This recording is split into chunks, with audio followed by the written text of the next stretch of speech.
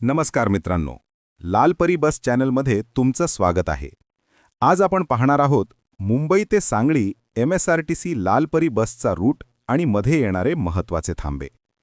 मुंबईहून बस निघाल्यानंतर सर्वप्रथम बस पनवेल येथे पोहोचते. हा मुंबई परिसरातील एक मोठा ट्रान्सपोर्ट हब आहे.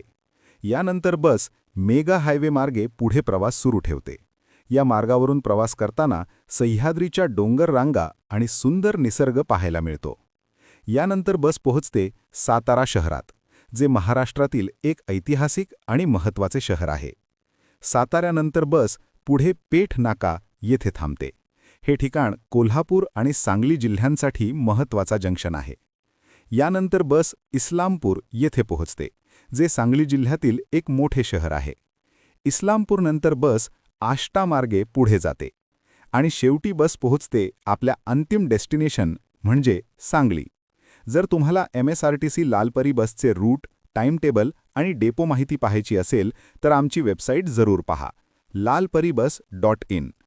अशाच MSRTC बस रूट्स आणि ट्रॅव्हल माहितीसाठी लालपरी बस चॅनलला सबस्क्राईब करा. धन्यवाद.